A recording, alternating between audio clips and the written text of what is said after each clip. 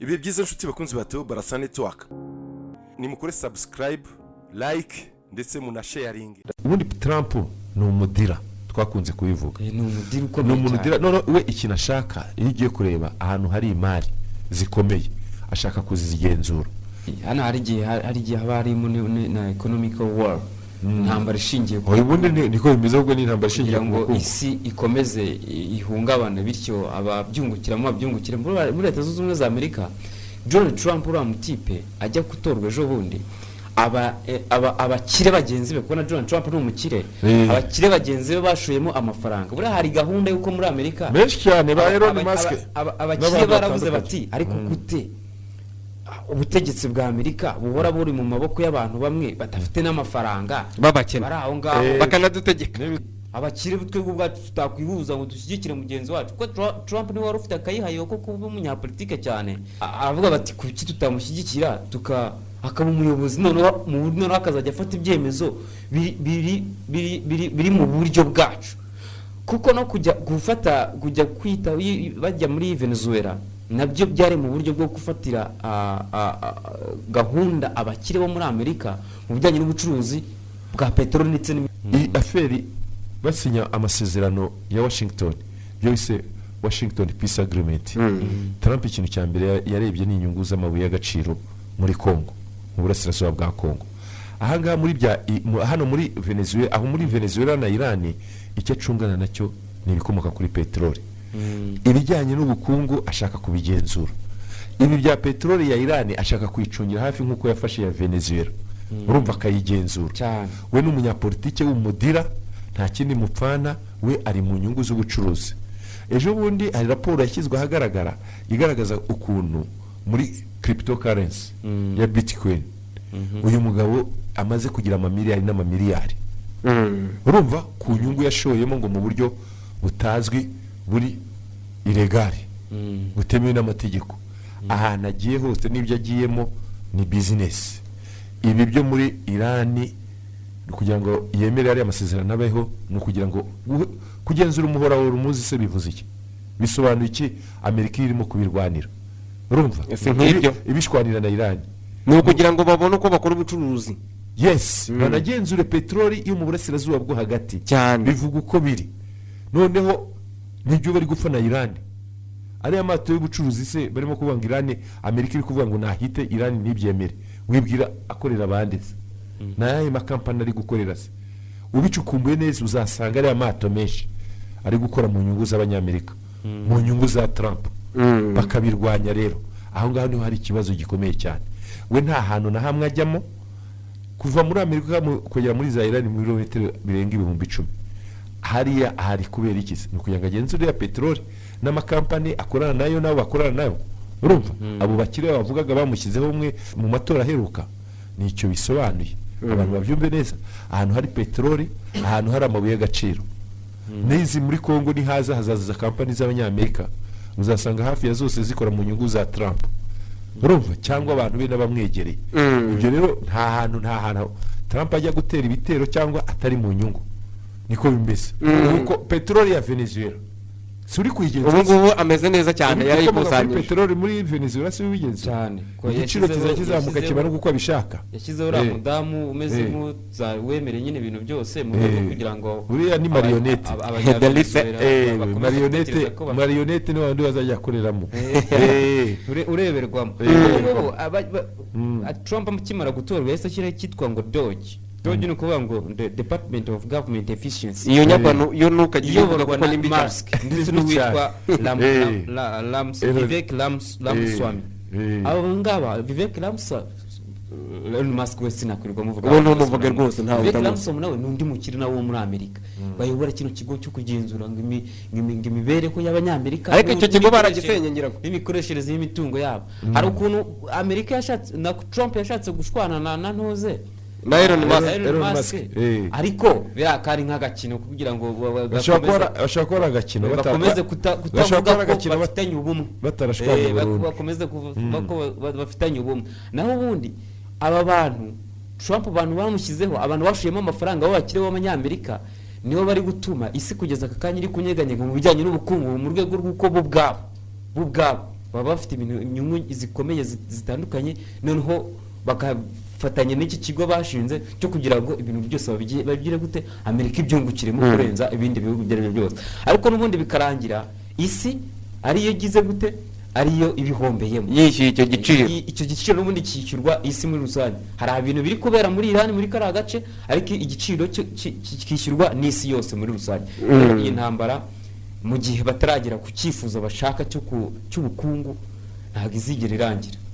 ubu ngubu tuvugana akagunguru k'ibikomoka kuri peteroli kageze ku madolari 76.53 ane yose ahise yiyongera direct yihuta cyane. ano urumva atari menshi, ni menshi cyane. Ku isaha y'isaa sita z'ijoro ku itariki 8 nibwo iki giciro cyahise kizamuka kuri uru rwego. Ubwo namwe murumva nyine gahunda ukuntu hano ziba zimeze, ibintu bikomeje gukara. Hanyuma ikibazo dukwiye kwibaza rero, nabonye Al Jazeera nayo yakibajije, ni iki intambara ya Leta Zunze Ubumwe za Amerika na Israel kuri Iran irimo kwigisha ibihugu bya Afurika. Bo baravuga ko ibi bintu ngo bishobora kwigisha Afurika cyangwa se kwibutsa Afurika ko igomba kumenya ibijyanye n'umutekano wabyo, hanyuma ikanamenya n'ubukungu bwayo uburyo igomba kubujyana. Afurika igomba kwirwanaho. Ikindi Trump ukuntu ari umudira ushaka kuyobora isi, byari twavugaga no ku munsi w'ejo cyangwa ejo bundi, usibye ibyo ngibyo bya business no mu rwego rw'imiyoborere isi irashaka kuyifata mu ntoki. So bashyizeho se ibyo bita ibi ngibi bya Board of Peace. Yego, Board of Peace Trump ayishyiraho mu ntangiriro za 2026 yaragamije ikize ingufu mu buryo bumwe cyangwa ubundi. Twavuze mu bijyanye n'ubukungu, aba umudira ukomeye cyane, akajya mu ntambara agomba kugiramo inyungu. Uburasirazuba bwa Kongo twatanze mu rugero ariya amasezerano ya Washington Peace Agreement. Trump ikintu bamwe bavuga nuko yagiye muri aya masezerano yishakira amabuye, urumva ni mu nyungu. Ibi ngibi ajyamo mu by'intambara cyangwa zitandukanye hirya no hino ku isi. Ahandi hari za peteroli, ahantu hari ubukungu arashaka kubufata mu ntoki abugenzure. Venezuela yakuyeho Maduro ashyiraho uwo ashaka, arimo kugenzura ibikomoka kuri peteroli byo muri Venezuela no muri kiriya gace ka Amerika Latine. Mu burasirazuba bwo hagati kuko azi ko naho haba ibikomoka kuri peteroli byinshi, arashaka kugenzura umuhora wa Hormuz, acungire hafi uburyo azigarurira ibikomoka kuri peteroli hariya. Noneho nyuma y'ibyo ngibyo yahise ashyiraho urwego rugomba kumufasha akagira ijambo, rusa naho rutesha agaciro urwego rwari rusanzwe ruriho ku isi rwa Loni, cyangwa twavuga muri rusange umuryango w'abibumbye. Ashyiraho icyo yise Board of Peace mu ntangiriro z'umwaka wa 2026 mu rwego rwo gushakira umuti no gukurikirana ishyirwa mu bikorwa ry'amasezerano y'amahoro, nicyo yavuga icyo gihe, no kubaka Gaza, kuko Gaza yasenyutse mu myaka ishize, Isiraheli yarayirashe pe irayirasa. Trump yabonaga ko imiryango mpuzamahanga cyane cyane nk'umuryango w'abibumbye UN cyangwa Loni itari gutanga umusaruro ufatika mu gukemura amakimbirane, maze yubaka icyo yise Board of Peace. Uyu muryango ni nk'uburyo bwe bwihuse bushingiye ku bikorwa no ku bufatanye n'abayobozi b'ibihugu, ariko bigamije inyungu zande za Donald Trump. Urwo rwego rugizwe na perezida uwo bita chairman, umuyobozi mukuru ni perezida Donald Trump, niwe muyobozi w'ikirenga w'uru rwego ku buryo budahinduka, abo bita chair for life. Buriya azava hari uko apfuye. Urumva ukuntu yabipanze, arangije ahita ashyiraho inzego zishinga amategeko, urumva nibyo bise executive board. Muri executive board hari igizwe n'abantu ba hafi ba Trump ndetse n'abahanga mu bijyanye na politiki, barimo bamwe mu banyapolitiki batandukanye bazwi hirya no hino ku isi, ariko cyane cyane abo yashyizemo n'abanyamerika. Yashyizemo uwitwa Jared Kushner, ni umujyanama akaba n'umukwe wa Trump, urumva. Arangije ashyiramo Marco Rubio, ni umunyamabanga wa Leta Zunze Ubumwe za Amerika ushinzwe ububanyi n'amahanga. Muri Board of Peace arongera afata uwitwa Steve Witkoff, ni intumwa idasanzwe y'Amerika mu burasirazuba bwo hagati. Muri iyi board yashyizemo Tony Blair, wahoze ari minisitiri w'intebe w'Ubwongereza, ubwo ni mu banyamahanga. Arangije ashyiramo uwitwa Ajay Banga, urumva, perezida wa banki y'isi World Bank. arangije ashyiramo uwitwa Nikolai Miladenov. uyu nguyu niwe muhuzabikorwa wo ku rwego rwo hejuru ushinzwe ibibazo bya Gaza. urumva noneho aragenda ashaka n'abanyamuryango. Trump niwe wabitoranyirije abanyamuryango, ashyiramo n'abayobozi b'ibihugu.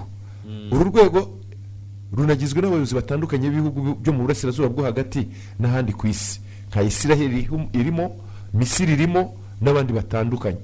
uru rwego rero rwashyizweho kugira ngo runarebe ibijyanye n'iterambere n'iyubakwa ry'umujyi wa Gaza. urumva agenda akoresha abaterankunga batandukanye. ibi rero nibyo tuvuga Trump yagiye akora, ariko akabikora mu nyungu ze. namara kubona, wibwira ko Trump namara kubona izi diri ze ziciyemo, amabuye y'agaciro yabonye hirya no hino ku isi, ibikomoka kuri peteroli arabigenzuye, azaba ari igihangange gikomeye gikomeye cyane, ku buryo arazamuka mu mafaranga, arakira ku bintu byose, agashyiramo ibihugu yishakiye.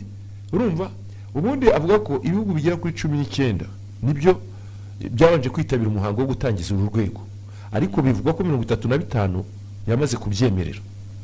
urumva ibihugu bigera kuri 35 byamaze kwemera ubutumire, kandi akaba ashaka ko byose byagombye kuba ibihugu 50. tekereza uri perezida wa Leta Zunze Ubumwe za Amerika nk'igihugu cy'igihangange, ufite ibihugu bigera nko kuri 50, ibyo uvuze byose biremerwa. ntiwaba uri akamana ko ku isi. oya aho ngaho rwose isi n'ubuyirangije n'urucabana. nicyo nakubwiraga rero ukuntu Trump nubwo bamwe bamufata ngo ni umukomediye ngo cyangwa nta bwenge ngo cyangwa ni umubutsi, ahubwo ni umunyabwenge. ni umunyabwenge mu bintu byo kudiringa no gushaka amaboko no gushaka ko agomba gukomera, kuko yasanze mugenzi we ngo witwa Vladimir Putin akomeye mu gisirikare, aravuga ati nanjye ngomba kuba umuntu ukomeye. we yaravuze ati abantu bakomeye ubu ngubu ni Putin na Xi Jinping. abandi bose buriya n'abanyaburaya baca amazi muri za mvugo z'iki gihe. buriya abayobozi ntibigeze kubona inama yabaye se arimo kubasuzugura cyane, abasuzugura ati mwe muravuga iki? ati nkamwe bo muri otani hari ikintu muvuga, mutanga iki? nta kintu mukora. mutanga iki ko mushaka ko Leta Zunze Ubumwe za Amerika ariyo igomba kubafasha gusa mu bintu byose, ikabaha amafaranga, ikabaha ingabo, ikabaha ibikoresho bya gisirikare? murashaka iki? bimeze nk'umubyeyi wa Afurika. ati n'ibingibi byo gufasha Ukraine, dufite intwaro muze muzigure, mutange amafaranga. ati muri muzahora mushaka ibintu by'umuntu. arabakomesha. uyu mugabo arabakomesha. urumva ni umuntu rero ugaragaza ko uburyo isi ashaka kuyipanga ku giti cye. usibye ko mu gifaransa aravuga ngo l'homme propose Dieu dispose. ibi ngibi ari gukora Imana ifite ukuntu nayo ipanga ibyayo. umuntu nk'umuntu arategura, Imana akaba ari ishyira mu bikorwa. kuko ngiye nkurikije politiki y'uyu mugabo w'uyu musaza Donald Trump, isi arashaka kuyifata mu biganza yose, ariko haba mu rwego rwa politiki no mu rwego rw'ubukungu, imari n'ubukungu byose agakukumba. ibyo bita gukukumba, akishyira we n'agatsiko ke kamushyizeho. kandi kujya kuba umunyamuryango w'iyo board of peace bisaba byibuze gutanga miliyari ebyiri z'amadolari, miliyari imwe y'amadolari, miliyari imwe y'amadolari. ntabwo abo ngabo bazajyamo gusa. urumva ukuntu ibintu byose birimo ari umudira, ni amafaranga, ni kashi. erega jya ubanza umenye ngo isoko yo kujya ku butegetsi kwe ni iyihe, yayigarutseho ayishakiye. nta nubwo naruha nyisubiramo. ni agatsiko k'abakire kicaye karatekereza, karavuga ngo ni gute twayobora, ni gute twayobora. nta nubwo twakwirengagiza ko deep state ya Amerika ishobora kuba, Amerika muri rusange bari batangiye kuvuga ko ubukungu bwayo buri kubihungabana. noneho ije ifata bimwe mu bikorwa, ivuga icyitwa ngo sinzi ukuntu nabonaga hano bari kubyita, babyita nyine ahantu yashoraga amafaranga ibona ko nta nyungu, nta kintu kigaruka, ihita igaruka mu buryo buri direct, ku buryo bigirira abanyamerika akamaro. baravuga bati birashoboka ko ubukungu bwacu buri kugabanuka, reka duse nk'aho twafata agapoze gato ko kugira ngo twongere ubukungu bwacu tubwubake, aho twashoraga amafaranga hamwe na hamwe hatafite inyungu, hatagira icyo yinjiza, tuyakuremo kandi ibyo bintu turabikoresha. Donald Trump usa nkaho isi yamufashe nk'umuntu uri insane ufite nk'akantu k'ubusazi udafite ubwenge neza uhubuka cyane ibyo twavuga kuko ariwe tuzakoresha ariwe uzafitinga n'iyi tactique akuye yivanye muri WHO akuyemo miliyoni zingahe za USAID zivuyemo avuye mu miryango itandukanye zinuze amaradiyo arayafunze amwe namwe yavugira adafite icyo agarura. Ibyo byose n'amafaranga ahita ajya mu kigega akagira ibindi bintu bayapangira. Noneho bakavuga bati reka twongere ahubwo dutere ibihugu twongere dufate ubucuruzi tubuzamura urwego dufate hari ahantu tuhakontorore bityo bizazamura ubukungu bwa Amerika kuko kuzamuka k'ubukungu egare ko ubu ufite ubuyobozi ikintu cya mbere ubu ufite ubukungu iyo ufite ubukungu na politiki urayibona cyangwa power ibyo Trump arimo gukora namara kugira ubukungu bwose nibyo bavugaga nibyo Amerika nibyo bavugaga harya ya slogan ye ni ya American First mbere yari yihe gutuma America let's America great again Amerika yongeye bigihangaje. Urumva se atari kubishyira mu bikorwa ngenda naragusobanuriye ntari kubishyira mu bikorwa ku munsi w'ejo narabikubwiye izo politike zose zagiyeho zafasha Amerika zikubita ku butaka. Ibi ngibi uzabibona mu myaka 40 ingahe iri imbere. Amerika nta nubwo izongera kuzamuka. None se wowe uravuga ko irimo gusubira cyangwa irasubira imbere? Amerika ntago iri kujya imbere. Iri kujya imbere mu bijyanye n'ubukungu no kuzamuka. Wabisobanura kandi twamaze kubisobanura. Yashyizeho ibintu byose bimu protecting. Urumva ashyiraho board of peace. Aba president n'ibyo bihugu bizajya mu bose bagomba gutanga miliyari y'idolari. Byibuze yarayobotse. Chairman wayo ninde? Ni Trump. Icya kabiri kindi, sibyo? Petroli ibikomoka kuri petroli ya Venezuela arimo kuyigenzura ahantu bikimubereye bihato nibyo muri Iran mu burasirazuba bwo hagati ariko nabwo bimwe ari kubigeraho. Wibwira ko se nka Trump nk'umuntu atazakira akazamuka agatera imbere cyane? Trump ku giti cye nk'umuntu azazamuka ariko nk'igihugu ntabwo kizazamuka. Amerika atari izunguka cyangwa iyo nayo ishobora kunguka. Muri yereka mpereke Amerika tuyize mu buhangange nk'igihugu gitegeka ibindi bihugu kikabikoresha icyo gishaka ariko gikoresheje tekinike zo kugushukisha uduhenda abana. Izi saha ko Amerika ibintu byose by'uduhenda abana irimo kugenda ibifunga uratekereza ibihugu byose n'ibyamara kuyivaho izasigara ihagaze.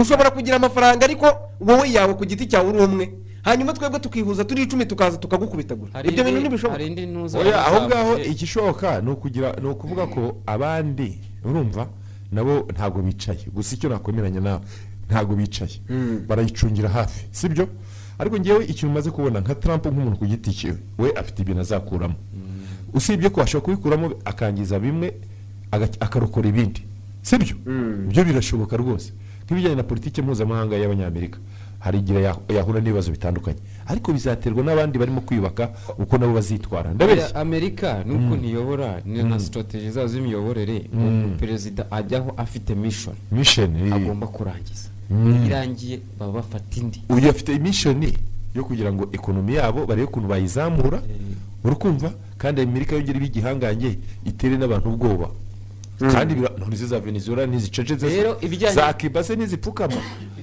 mu burasirazuba bwo hagati usibye Iran yigizagaho kakandi kagira kakujomba mwino kadahandurika ariko ibindi byose se n'ibipfukama.